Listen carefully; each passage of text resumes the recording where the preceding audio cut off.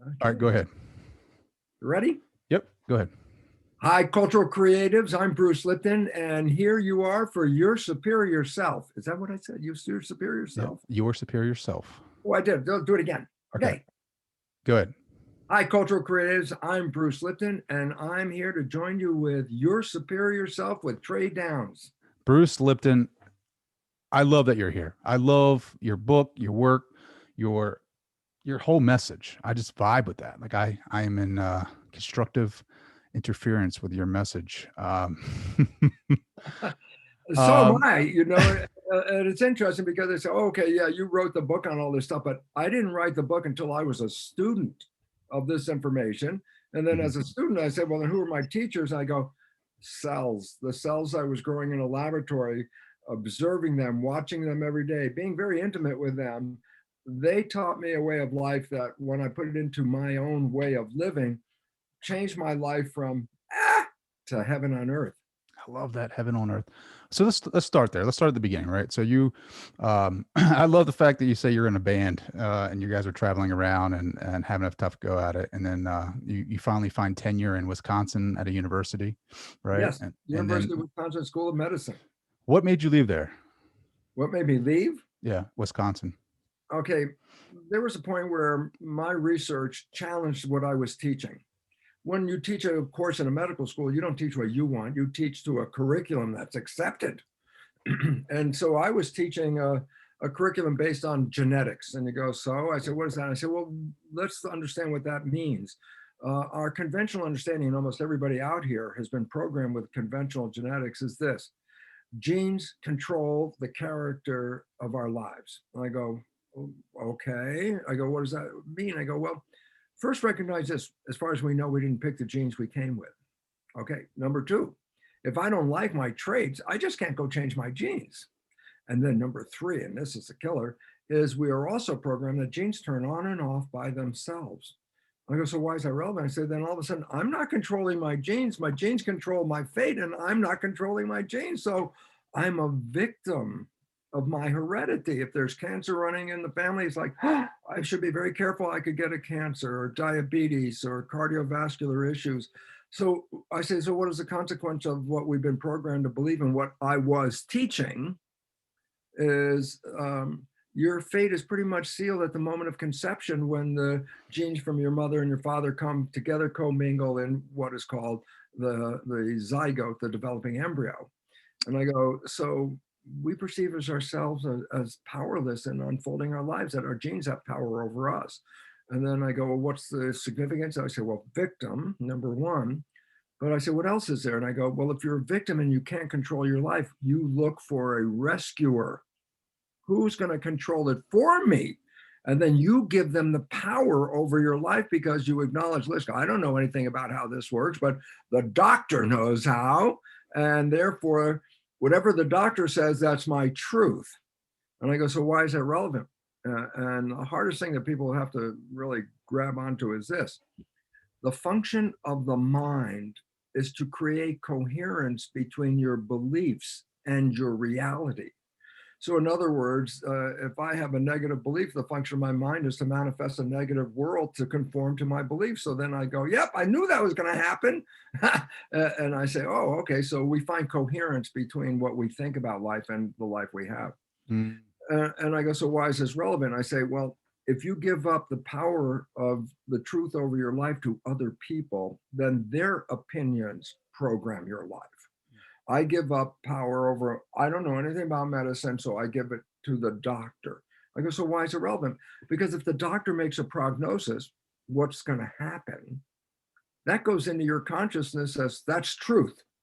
And the function of the mind is to take that truth and manifest it.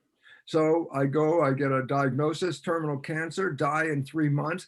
And in 3 months, pretty much is when I die. And I go, what a coincidence. I go, it's not really a coincidence. It's the fact that that ended up being a program. And here's an interesting fact: if that was a misdiagnosis and I have been programmed to believe I'm going to die of cancer in 3 months, I'll die in 3 months, whether I have the cancer or not.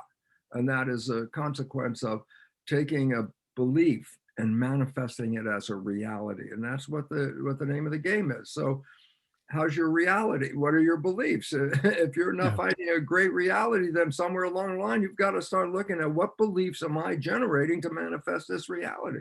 sure. Actually, it's it's crazy because like the year I was born in May 1983, they did a scientific study with cancer patients. They gave them sugar pills, right? And they told them that this is going to be like radiation treatment or something.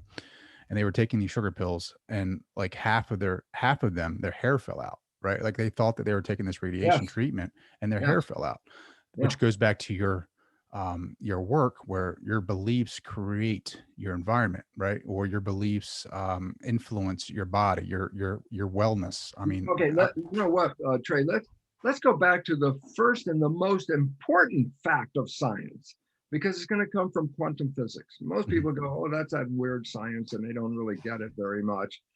But here's the point. There are two physics. The one we grew up with is called Newtonian physics. And I go, what a simple point? The universe consists of two realms: matter, physical things, and invisible energy. And the story of Newtonian physics is energy doesn't really affect matter. I go, so why is it relevant? I said, well, if your body is made out of matter, what do you think the medical community is going to do? Is going to try to adjust your body with more matter. Matter affects matter. Pharmaceutical drugs affect a physical body. That's the story. But energy doesn't. So I say, then what is the medical belief about consciousness and spirituality? And they go, that's nice, but it has no influence on affecting a human body. So we can separate mind, separate spirituality, and look at this as a machine. And if it's not working right, we get new parts. That's the job of the pharmaceutical company, make some parts to put in the machine. And I go, okay, that's a belief system that most people, almost all people have. And I go, unfortunately, there's a new physics which is profoundly larger physics, and actually includes Newtonian physics, but it's a bigger physics called quantum physics. And I go, what's the difference? And I go, Newtonian physics, matter and energy, separate realms. Quantum physics, matter is energy. mhm. Everything is energy. There's only one realm.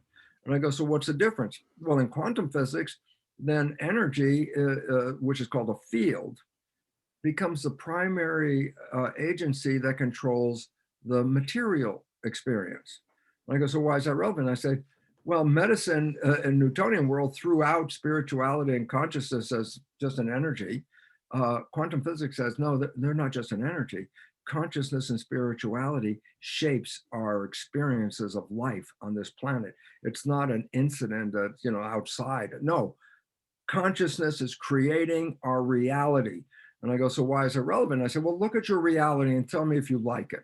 You go, Mhm. no, man, there's all kinds of things: COVID, war, race riots, religious upheaval, blah, blah, blah. And I said, we've created that.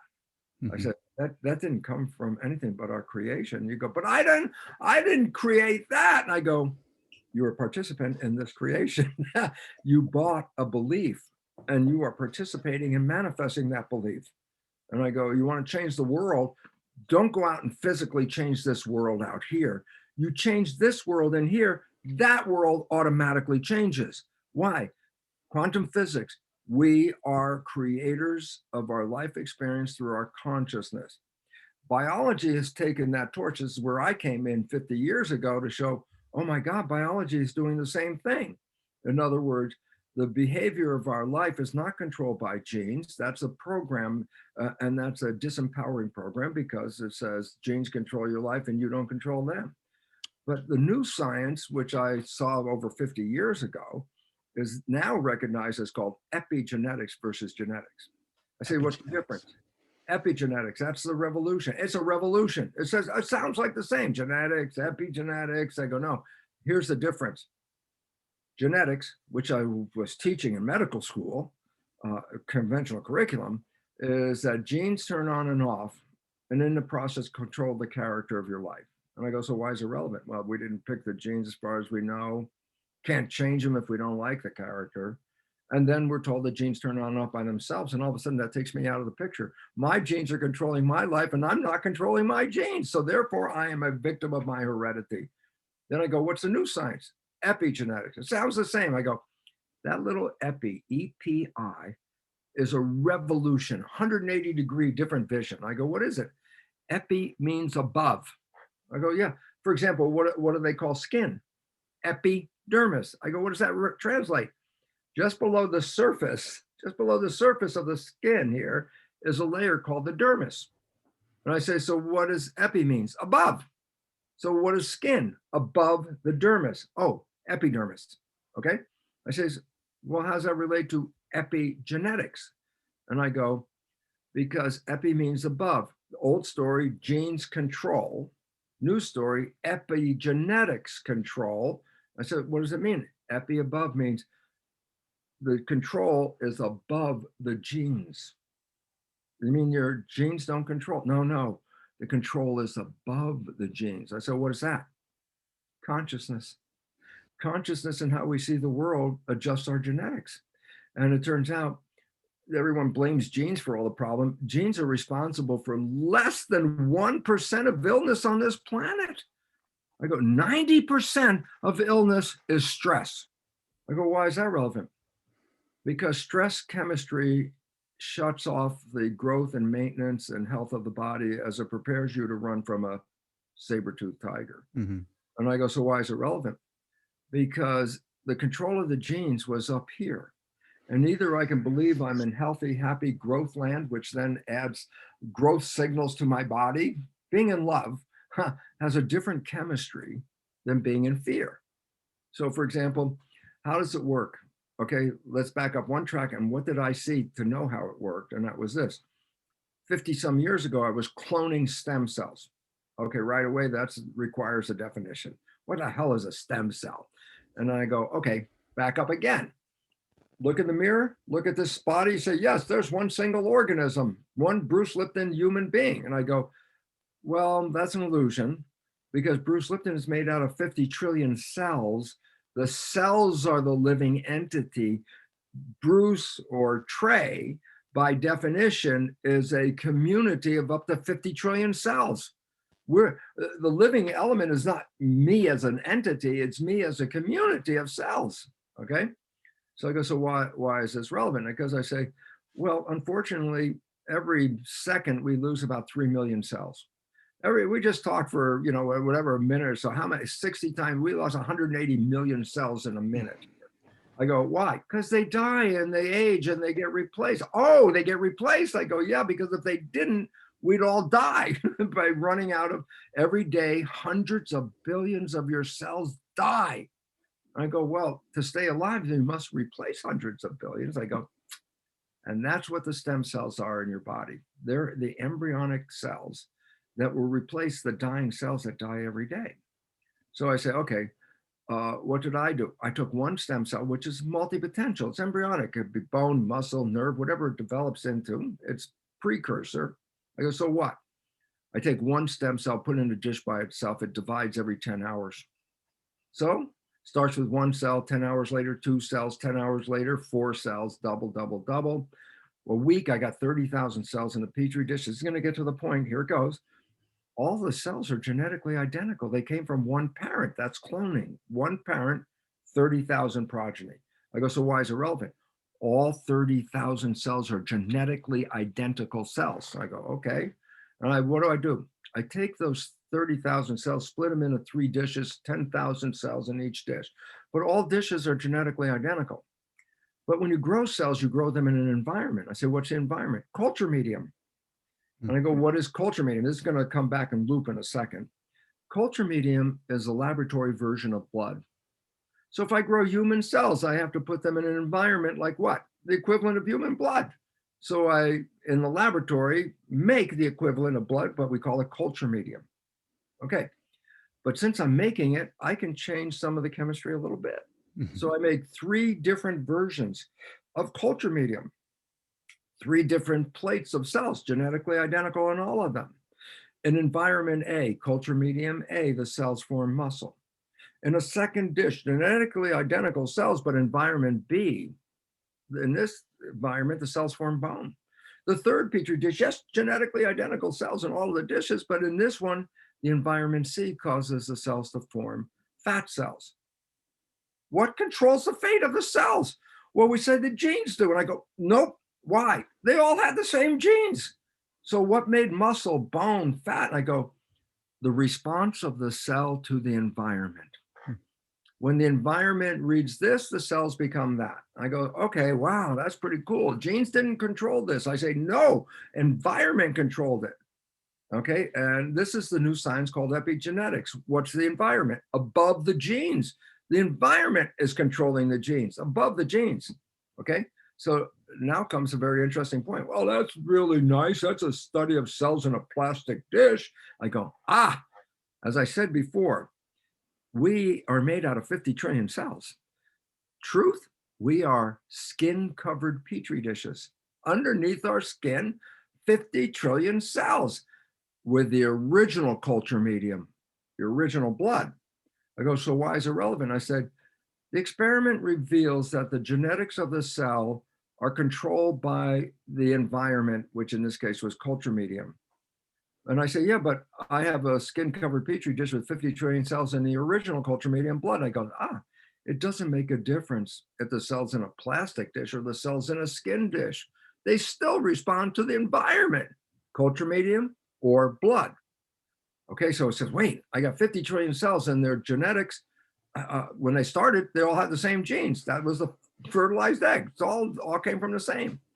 Then I go, so what? I say, the chemistry of the blood, which is the same as the chemistry of the culture medium, determines genetic activity, not the genes. Genes don't control themselves. Genes cannot turn on and off. That's a completely false belief system because that makes you a victim. I say, well, wait, what's the new story? Epigenetics signal above the genes? I say, yep, the environment, in this case, the blood. And I go, so the composition of the blood determines the genetic activity. And I go, okay, now comes the important part. So what chemistry should the blood have? And I go, and this is it. Whatever picture you have in your mind, the brain translates that into complementary chemistry. There's a chemistry of love, which is totally different than the chemistry of fear, which is totally different than the chemistry of anger. I go, so what do you mean? I say the brain takes the picture and reverses, it's like reverse paint by numbers. Instead of taking the paint and filling in the spots and make a picture, you take a picture and break it down into the paints. And those paints are the hormones and emotional chemicals and the growth factors. So whatever picture you hold in your mind, the brain translates that into chemistry that goes into the blood. The chemistry goes into the blood, and what does it do? Programs the cells to match the picture. I go, so why is it relevant? I said, what's your picture? Your picture of love? Oh man, you release great chemistry, endorphins for pleasure, oxytocin for bonding, growth hormone. That's why when people fall in love, they glow, they're healthy. It's not an accident, it's a blood chemistry that gave them that. But fear, none of those love chemicals come out of the brain. Fear has a whole different set of chemicals. And those chemicals actually shut down the growth of the body and shut down the immune system as you get into protection. And I go, oh, so love is open and protection is closed. I go, two different genetic expressions. The result is same cells, but the chemistry changes. And therefore, then the conclusion, Trey, after I kept rambling here. That's all. I love it. I love all of this. The conclusion is simply this. The character of your life is a complement to the picture in your mind. Are you afraid or are you happy and healthy? It's different chemistry. Sure. And the idea is if I can make you afraid, then rather than releasing love chemistry in your body, you will release stress chemistry. And when you release stress chemistry, you're actually compromising your health because you're shutting down the growth and maintenance of the body and your immune system. And this is why the world has such a health crisis. Less than 1% of the health crisis in this world is connected to genes. 90% of health issues, whether it's diabetes, whether it's cardiovascular disease, whether it's Alzheimer's, is actually due to the environment and our perception of the environment, not the genes. I go, so why is it relevant? I go, what if you change your perception? What if you change your environment? All of a sudden, well, then you change your character of your life. So all of a sudden I go, oh, difference, genetics, victim, Genes control the character. Epigenetics, you're a master of your genes because you're the one that controls the environment and the perception. You change your environment, you change your perception, you change your genetics. And all of a sudden we have to go from victim to master. And that's the evolution we're being called upon to do at this very moment on planet Earth. I love that. I love all of that. So we were talking before how the signal, the environment, the consciousness comes in and kind of, the genes are the blueprint, right? The genes are the blueprint. Where is the signal coming from? The From the signal, environment. okay, okay, a cell lives in the environment, just like, let's say, an amoeba, okay? As it goes through the world, what's around it? Everything. There's food molecules, yeah, there are toxic molecules, there are parasites, predators, and all that. And I say, if the cell can't read that environment, then the cell cannot survive. So I say, well, how does the cell read the environment? I say, the membrane, the skin of the cell has receptors. And I go, well, you know what? That's the same as a human. Why? Where are your receptors? Well, eyes, part of the skin, nose, part of the skin, hearing, part of the skin, tongue, taste, talking, part of the skin. So I go, oh, the skin is reading the environment and then translating that signal so that my cells can adapt to the environment. Very simple point. You walk out the door and it's cold out. What reads cold? The skin has receptors that read temperature. I say, so what? You walk out when it's cold, the receptors read the temperature, say, oh, we got to raise the body temperature. So the metabolism increases. I say, oh, wait, what happens if you walk out in the summertime? Oh, it's hot out. Reduce the metabolism and cool it. I say, the genes control this temperature? I say, no, the temperature outside of your body controls the temperature inside your body. And all of a sudden I go, oh, that's environment controlling your behavior. And I go, well, basically all of life comes that way. And the relevance is this: what is life? Responding to the world. If you have receptors and you can see the world, then you can adapt and adjust your biology. And as you go up the evolutionary tree, there's, guess what? More and more receptors, more and more awareness. And with more and more awareness, more functionality, more capability. So an amoeba just deals directly with what's going on in the environment and adapts its genetics to create a behavior to survive. That's the nature of the game, okay? And then I go, well, and humans do the same thing. What we go out into the world and we have to adapt our biology to survive in that world. And I said, well, what reads that? Well, the genes don't read that. It's the nervous system that reads that. And I say, so what's different between the cells in my body and the cells in the out in a pond? An amoeba in a pond is directly connected to the environment, reads the direct environment, and adjusts its biology to live. Now comes an interesting fact. My cells are supposed to do the same thing, and they do. They read the environment and adjust themselves. I said, what environment are they reading? And all of a sudden I go, not the outer environment. The cells are inside. They can't see what the hell is going on, but they need to adapt their biology to what's going on in this outer world. So I said, then how does a cell learn to adapt its biology to a world it can't see? And the answer is the nervous system translates what's going on in the outer world to chemistry in the blood, which informs the cells of what's going on in the outer world. So the chemistry of the blood tells the cells whether, do we need protection? Do we need growth? What should we do? Okay, now how does it do it? Nervous system reads the environment, translates it, and sends signals. And I go, yep, that's great. Problem, you ready? What about a misperception? What about if you look at the environment and you misinterpret what's going on? And I go, then you're going to misadjust your genetics and you're not going to be in harmony with the world anymore.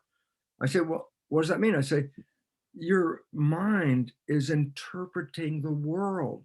If you have a mistake in the interpretation, then your chemistry in your body is not in harmony with what's going on out there, and that the internal environment is now disconnected from the world and responding to incorrect information, which then by definition throws you out of health and puts you into disease.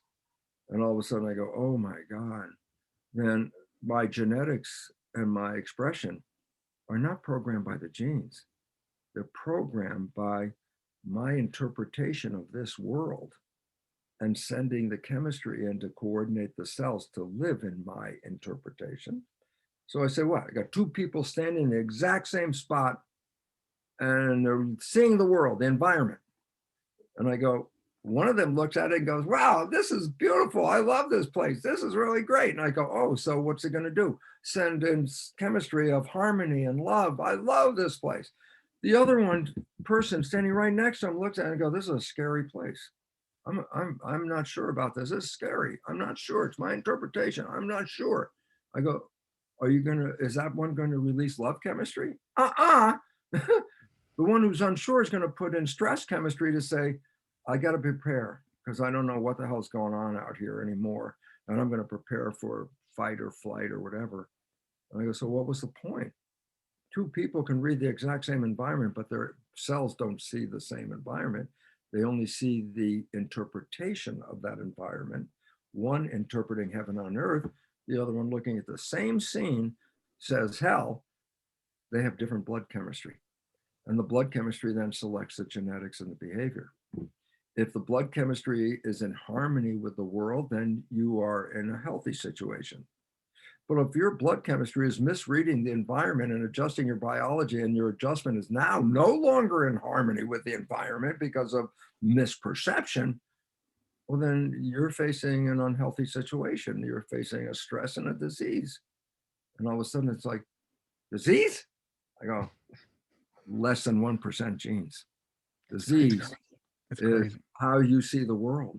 And you interpret the world through your belief system. And then here comes the big issue. Well, my personal belief system says, okay, I'm doing okay. And then I go to the doctor. And the doctor looks at me and says, oh, Bruce, you got a problem here with this and this and this. And I go, huh? And then all of a sudden I go, what does it mean? I said, well, my belief system is now what? Buying what the doctor said. And if the doctor said I have cancer, and I believe that, you think I'm going to release love chemistry? I'm going to release chemistry that creates cancer because that's my belief system. My mind is going to take that truth from somebody else, make it my truth. My nervous system will then take that truth and manifest that truth. Now, if it's a prognosis of I'm going to die in 3 months because I have cancer, and I buy that truth, then my mind is going to do what? It's going to set a clock. It's going to count down for 3 months. And then the truth says at the end of 3 months, I'm going to die of cancer, and they'll die. Would they die of cancer? Well, if they were misdiagnosed, no, they'll just die. There won't be any cancer. Why?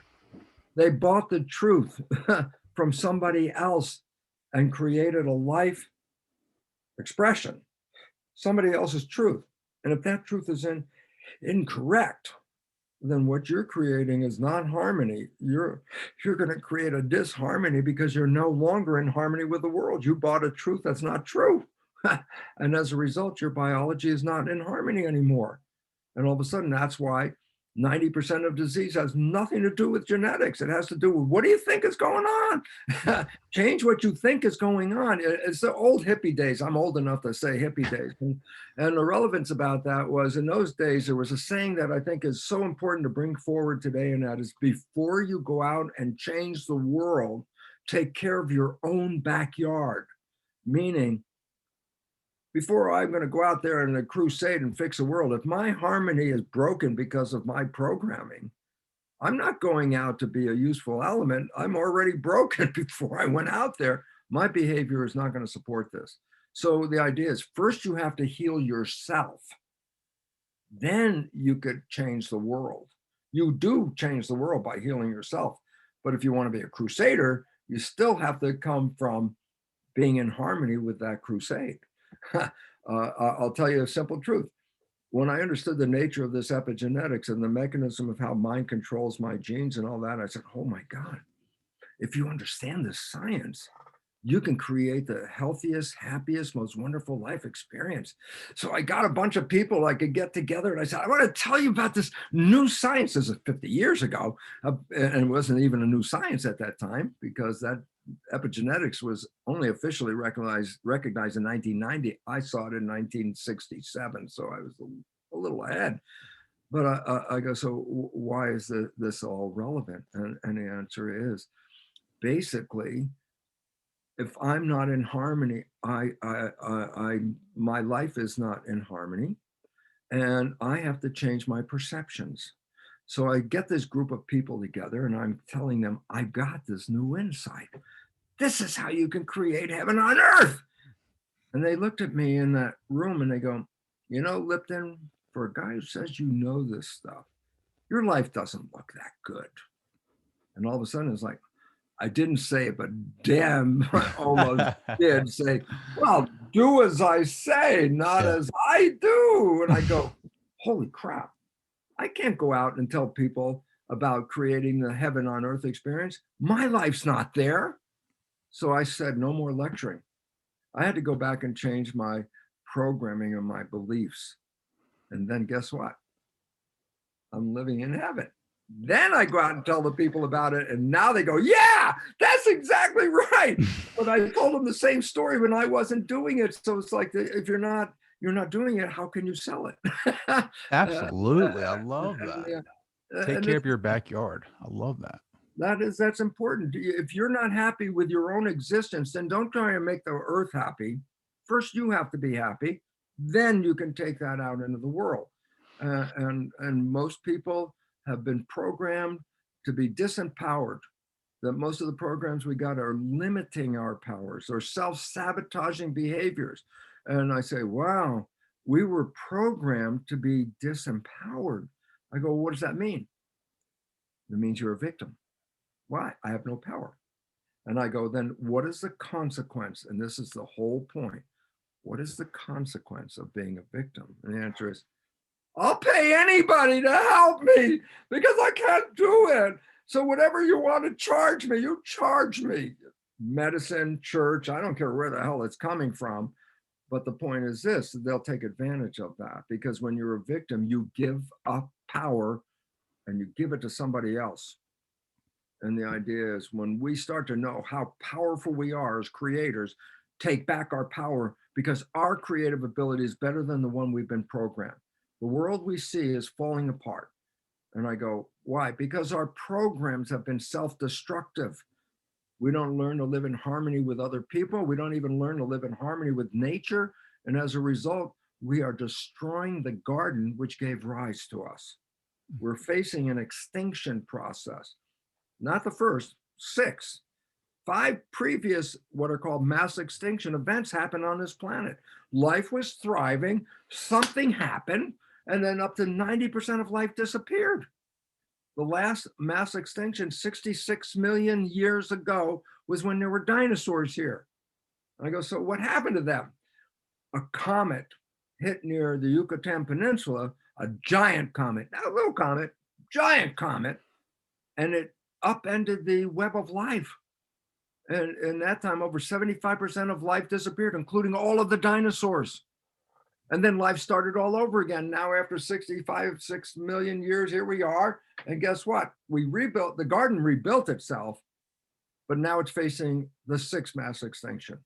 And I go, and what is this one? I go, human behavior is destroying the garden from whence we came. And I go, why is it relevant? And the answer is people don't recognize a simple fact. We didn't come here separate from the garden. We came here through the garden. I go, so why is it relevant? Well, if the garden disappears, then we can't be here. Aha! Mass extinction right now, happening right in your neighborhood, everywhere. That's the chaos that says, oh my God, we're killing ourselves. And the point about it is this, how do we stop it? And the answer is, we must change the behavior. The behavior we were programmed with has precipitated the crisis that we see on a global level. We're going extinct. Is this 1,000 years from now? No, this extinction is in decades.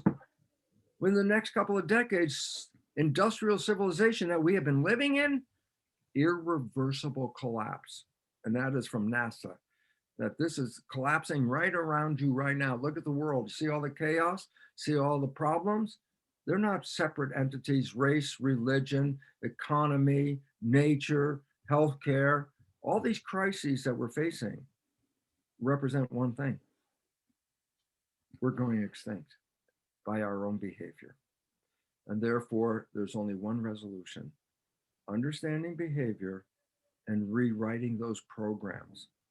And that takes me back to then how many 40 or plus years ago where I was saying, hey, if you understand this new science, you create the greatest life. And then I say, and once I understood that it wasn't just an idea, but I had to make a behavior out of it. Once I manifest the behavior, then here's a simple truth. I do live in heaven every day. No matter what the crazy world is going on out there, my world is filled with love and peace and harmony. And you could have that too. Anyone can have that. But if you buy into the program, then somebody else's program is going to manifest your life experience. And those are the programs of limitation, of disempowerment, and all that. And I say that's what we've been programmed with. Amen to all of that. And I was going to ask you, so you changed your programs, right? Like you talk a lot about Psych K, right? Like going in and through hypnotism and some of their practices. I read a couple of their books and did some research on them. I mean, if you think about it, and you do a lot of explanation type talks about, as we're children, we're going through, different wavelengths, right? Like in our minds, in our brains, through theta, alpha, beta, and kids are easily programmed. Of the brain, the vibrations of the brain, like EEG wires on your head, that's where it's coming from, reveal that the brain vibrates at different levels of energy, and that at different levels, they have different characters. And so as an adult, we have a whole range of vibration. From the lowest is delta, which is sleep, meaning the brain is just idling like a car in idle, not going anywhere. The next higher vibration is called theta, and that's imagination. Kids, see, while adults have all the ranges, kids build up the vibration one range at a time. We have all ranges. The lowest is delta. The next higher vibration is theta, which is imagination. The next higher vibration is called alpha, which is calm consciousness. And the next higher vibration of the brain is called beta, which is schoolroom focus consciousness. And there's even one higher called gamma, which is called peak performance. And I go, so the level of vibration is a reflection of the character. I go, so why is it relevant? A child doesn't have all levels of vibration when it's born. It spends the first year of its life mainly in delta. I say, well, delta is sleep. I go, yes, a newborn sleeps about half of its life as it's building its body. But between the last trimester of pregnancy and the first 7 years, the brain of a child is at a higher vibration, not delta, sleep, but theta. That's the imagination one. I say expressed as, for example, the children's tea party, where they pour nothing into a cup and then drink the nothing and then exclaim how great that was, the best tea I ever had. That's theta. But now the real inside is theta is hypnosis. Okay. When the child reaches 7, the vibration ramps up. Now they're capable of expressing what is called self-consciousness. They start to realize I'm not just a consciousness. I am a body, physical, in this world. I know self-awareness. Okay. And then by 12, it ramps up to a higher vibration, which then takes in the fact that school gets much harder around 12 because your brain is capable of dealing with more. Okay. And I go, so what? I said, that theta, which is from the last trimester of pregnancy through age 7, is hypnosis. I go, what for? I go, you have to learn how to be a member of a community and a member of a family. I go, what do you mean? I go, these are behaviors. These are called culture. I go, so what? I say, you can't genetically program culture. So I can give you a body, but you're going to have to learn culture. You're going to have to, because culture changes over time.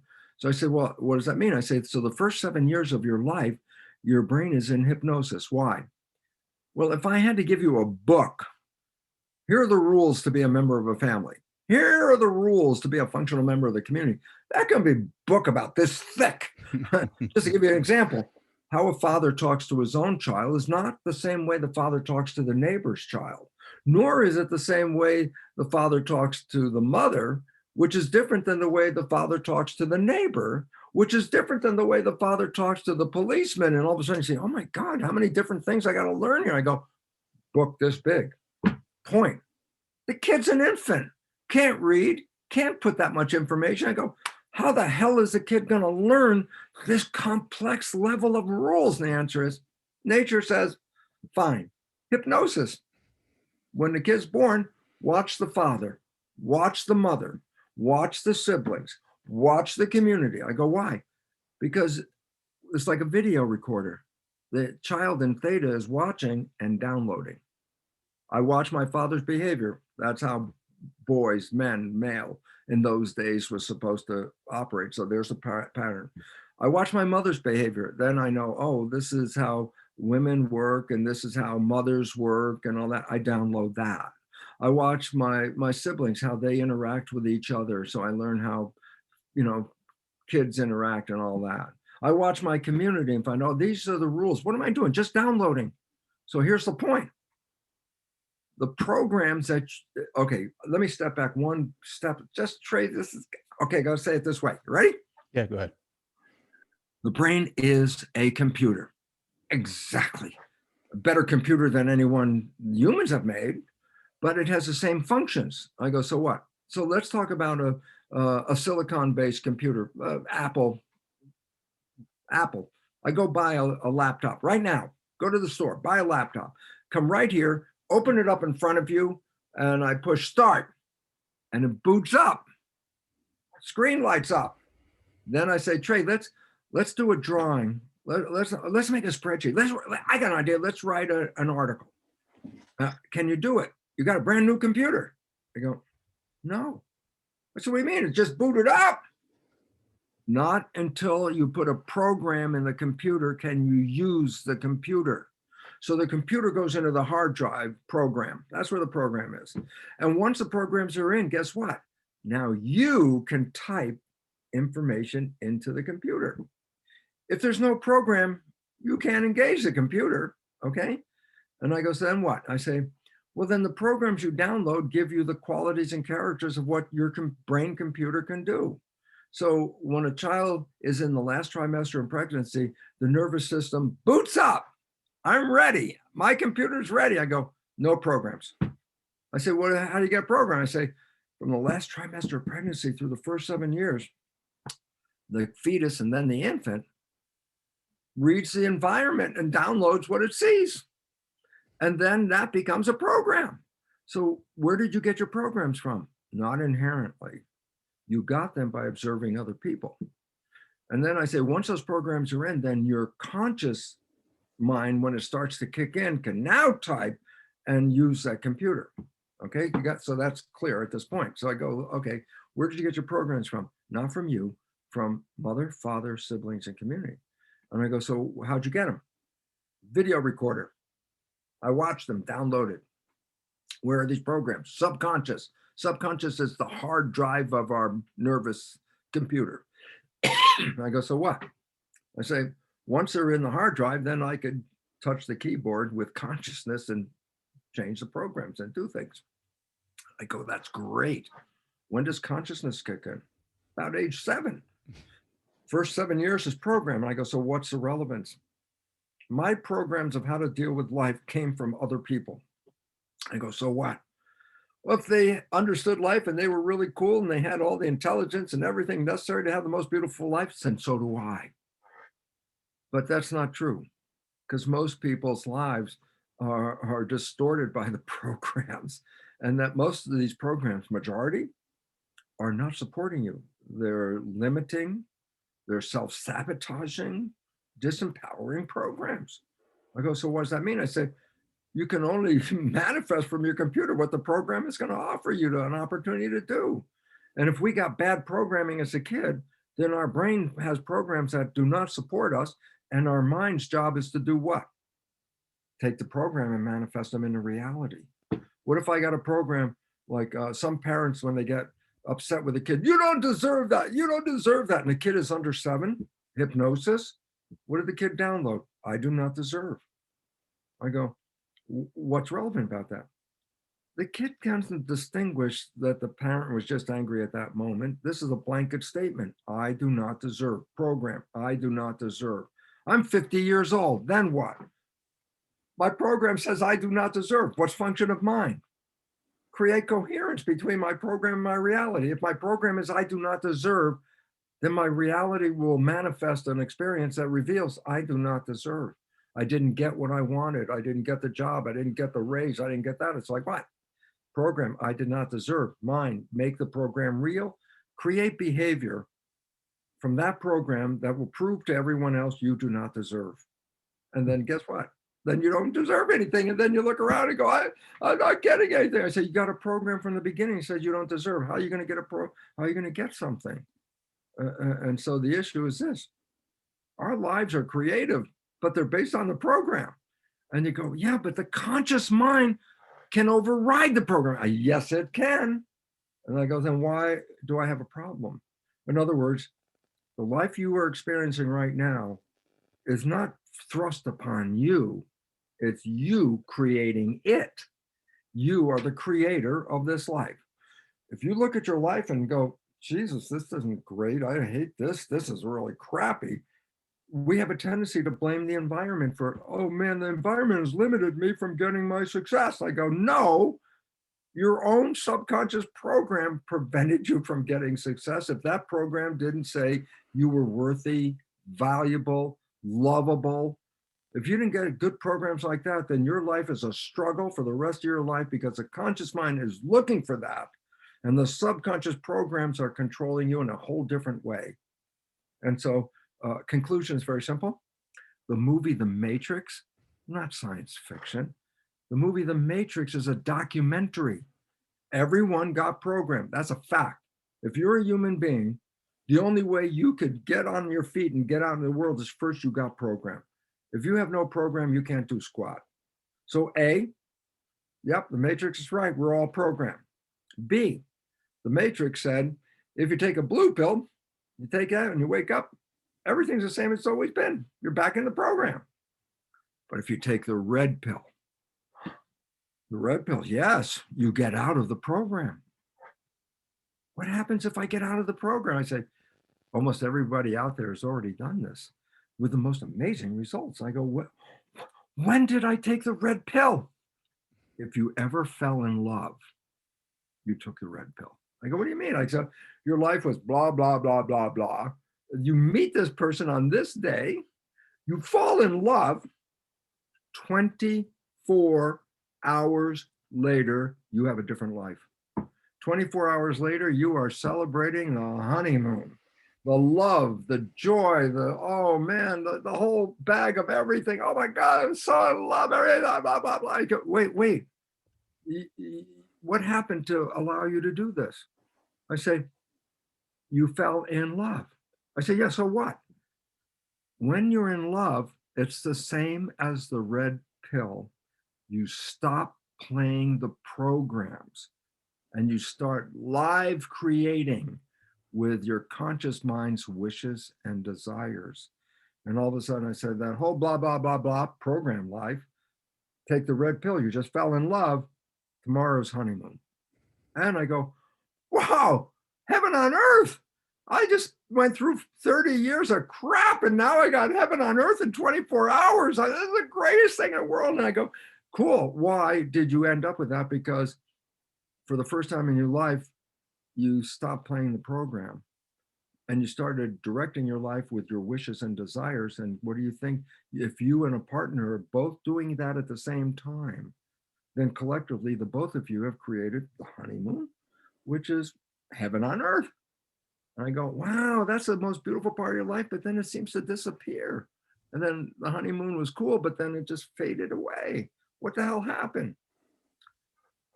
Okay, the clue with the big capitals is this. Why do I play programs when my conscious mind is creative? I go, and here's the problem. Because the conscious mind can do two things. It could look out at the world through your eyes and deal with the world. The conscious mind can deal with the world. But the conscious mind can also think. I go, so Thinking is not outside. Thinking is inside. So I asked Trey, I say, hey, Trey, tell me what you're doing on Friday for lunch. It's not written in front of you anywhere. Ah, but you can go into your mind and think about it. Oh, what am I doing on Friday? Oh, I'm doing this and this, and then you can tell me the answer. I said, where the hell did you get the answer? Not out here, because thinking was in here. I go, so what's the relevance? If you're not thinking, then your conscious mind with wishes and desires is driving your vehicle. But if you start thinking, conscious mind's no longer looking out the window. Conscious mind just went inside. Well, then who the hell is driving the vehicle? I go, subconscious mind is autopilot. So the moment you start thinking, you're not creating your life from conscious wishes and desires. The moment you are thinking, you are creating your life from the programs that you got from other people, automatic programs, just playing itself. And I go, up to 70% of those programs are disempowering, self-sabotaging. I say, so what's the point? We think 95% of the day. I go, so why is it relevant? Well, how much of the day am I using my conscious creative mind to manifest wishes and desires? 5%. I go, why is that relevant?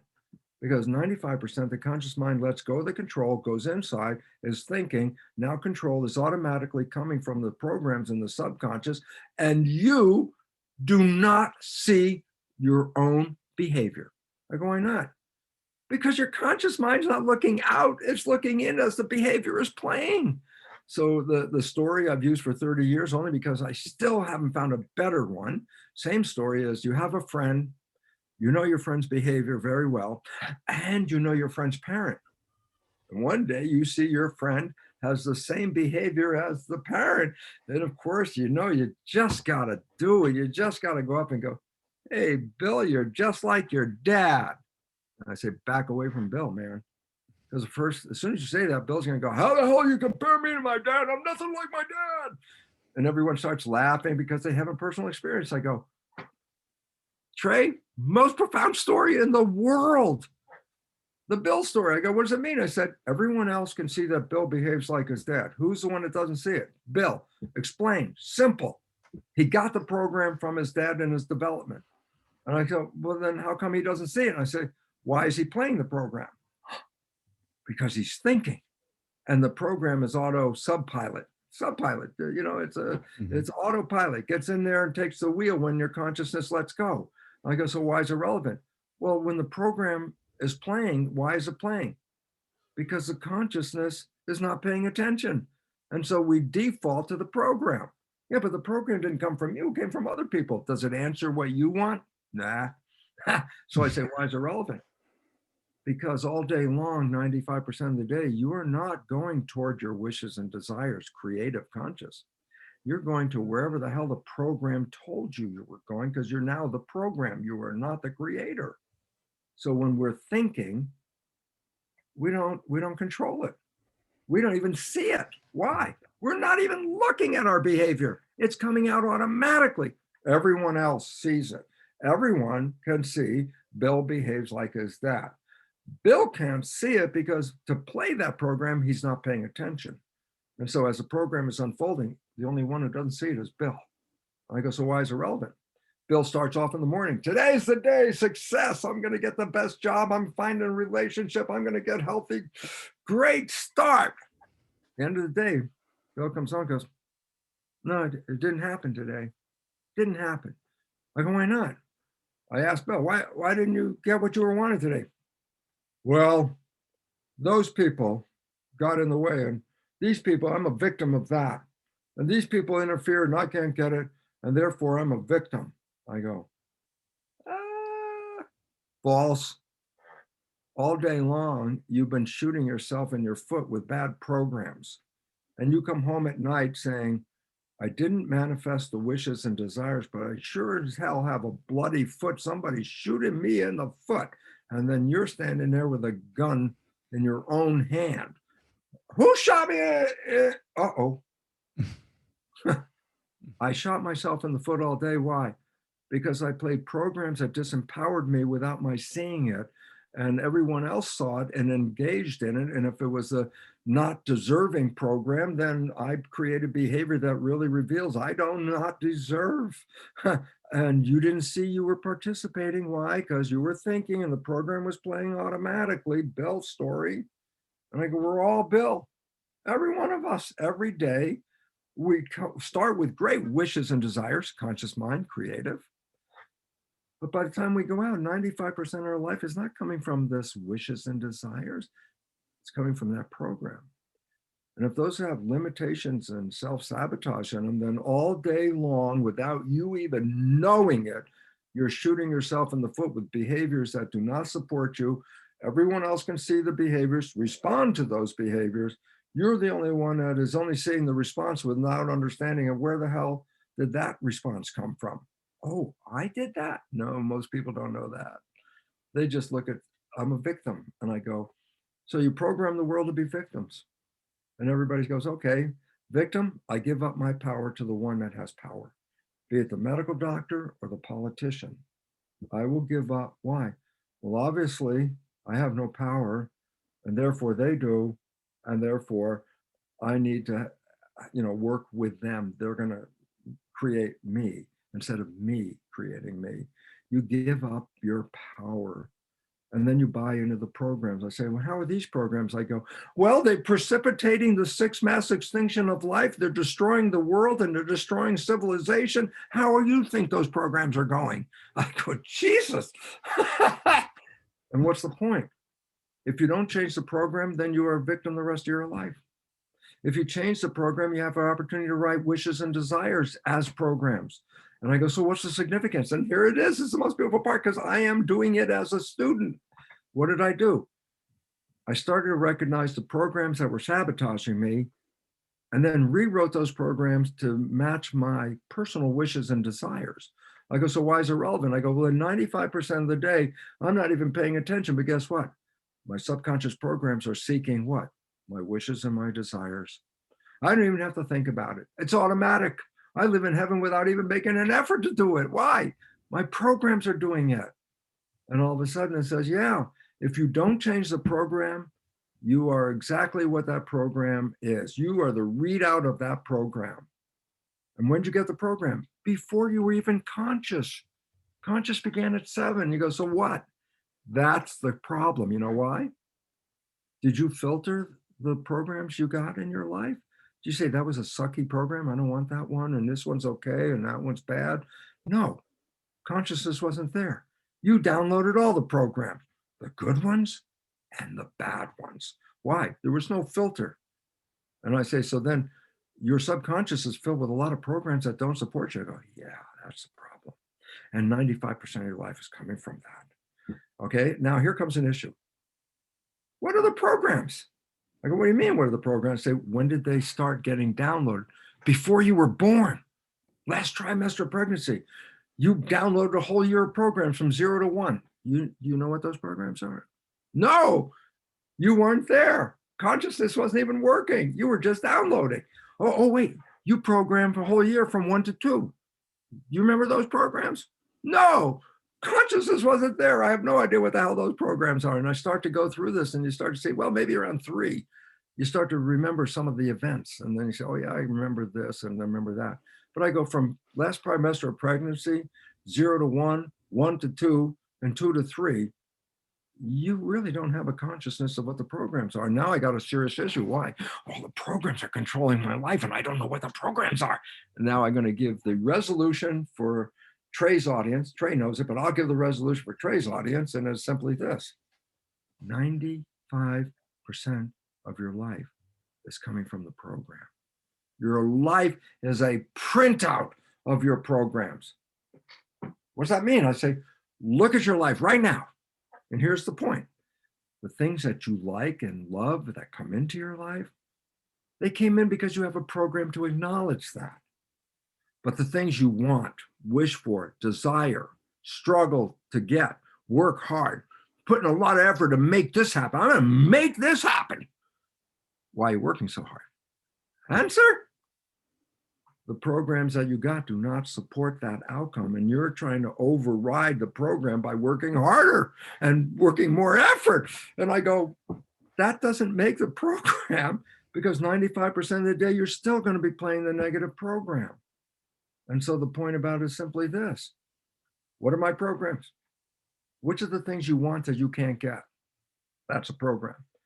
Not the universe won't give it to you. Your own program doesn't allow you access to it. So now the easy part is, hey, what do I got to change? I haven't been able to make a relationship that lasts more than a couple of weeks my whole life. Oh, you want to change a relationship program? Yeah, that's what you need to change.